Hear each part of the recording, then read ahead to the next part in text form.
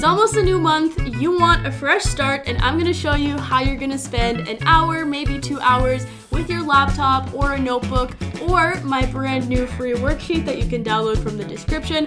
Whatever you want to use to set yourself up for a great month. It's gonna be fun. Let's do this. So I'm a big planner myself, but I'm not gonna pretend like I've been able to completely systematize and standardize all my planning processes. I'm not a robot. I'm a human being with energy levels and emotions and a sometimes unpredictable college student life. But what has been working for me lately is to do some sort of overview planning on a monthly basis to kind of set the scene, and then much more structured planning every week. Basically, my weekly planning is for concrete tasks and scheduling, for blocking my calendar, which I have a video on, for booking appointments, sending messages and emails, things like that. Whereas my monthly planning is for more of a big picture overview and asking myself, where am I in life? How am I doing? Where do I want to be heading? So let's begin. I love to journal in this app called Day One. So I usually start my monthly review process by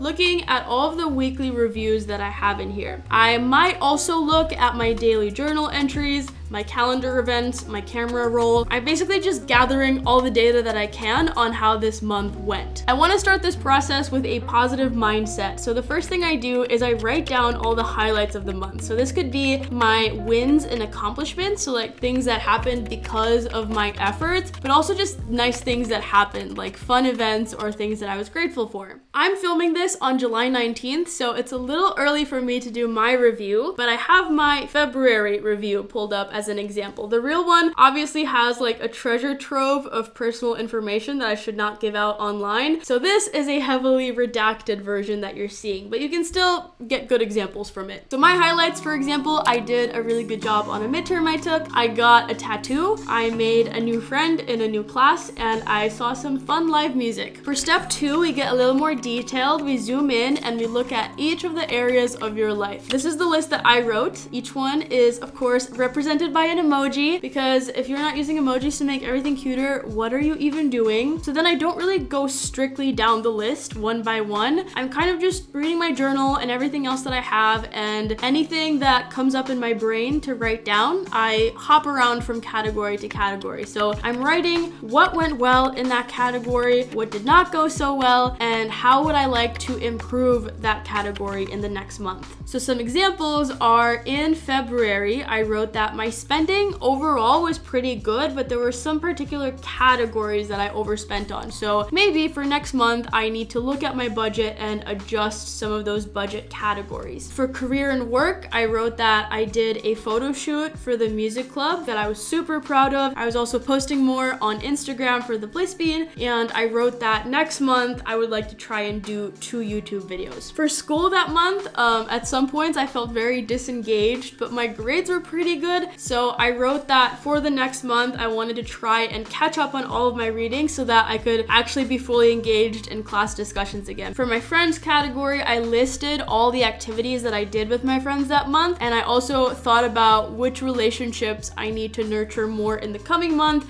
and what I might do to achieve that, like what I might plan. I think this reviewing step is just as important as the planning, because how are you going to decide which direction you want to go in if you don't know where on the map you currently are? That's my driving metaphor. I also think that it's really important to go to these primary sources like your journal, like your photos, because of recency bias. When you sit down to do your review, whatever happened at the very end of the month is obviously going to be most salient to you. So for example, that last week of February, I apparently had a horrible sleep schedule, and I do remember this, it was not fun. And so when I sit down to review, I might be like, oh my gosh, this month was horrible. I was not sleeping, I was so stressed. But then once I actually look through all my weekly reviews, I realized that it was really only that last week that was bad. The rest of the month, I was quite balanced, I was getting a good amount of sleep, and I deserve a pat on the back for that. After I've written about each category, I like to assign a rating just to kind of quantify it and be able to compare it to previous months. Again, again, pro tip, it is much cuter if you do it with emojis. Alrighty, so then we get to the more concrete stuff. So first, in preparation for the new month, I like to look at my calendar and make note of any important dates that are coming up. So things like birthdays, other holidays, events, travel days, due dates for assignments, things like that. Then I make a list of my projects. So I broadly define a project as anything that has multiple steps.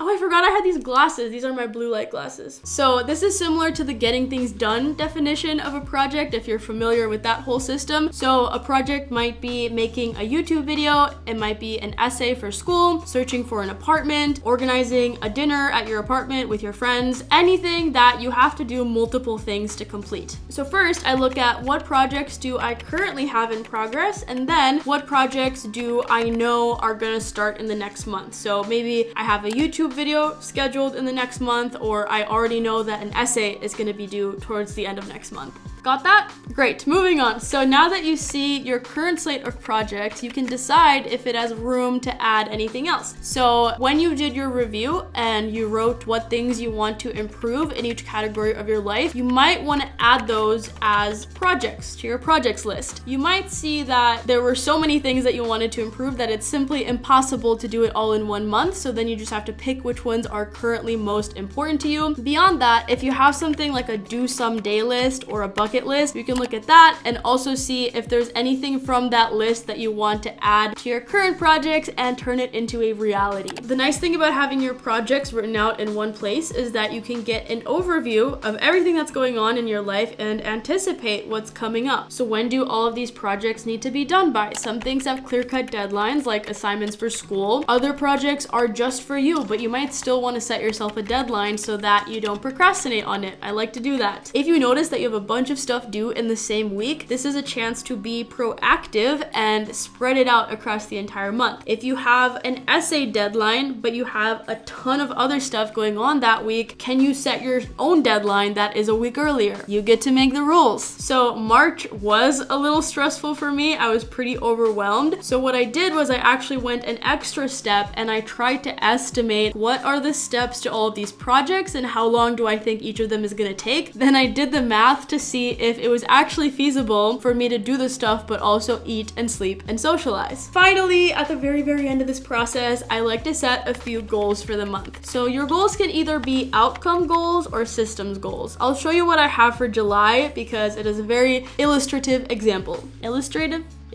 Illustrious. No, that's not it. So I talked about these goals in my summer goals video if you want to watch it, but basically for July, I said that the outcomes I want to see at the end are I want to repaint my room, I want to put out a minimum of 3 YouTube videos, and I'm on track to do 5, so we're doing amazing, and a minimum of 2 newsletters. And then for systems, you might also call these habits or routines. I wrote that I want to take 2 French classes per week, work at a coffee shop once per week, and do hip flexor exercises twice a week. You don't have to set goals. I am personally pretty ambivalent about goals as a concept. Like, these outcomes are already also projects, and these systems are habits that I also have in my habit tracker. So there's really no reason to separate them out as goals. I just like having this little list of things to focus on front and center on my desktop every day, just to remind myself these are the most important things to do this month. So let's summarize. First, we review. We look at the highlights of last month and we review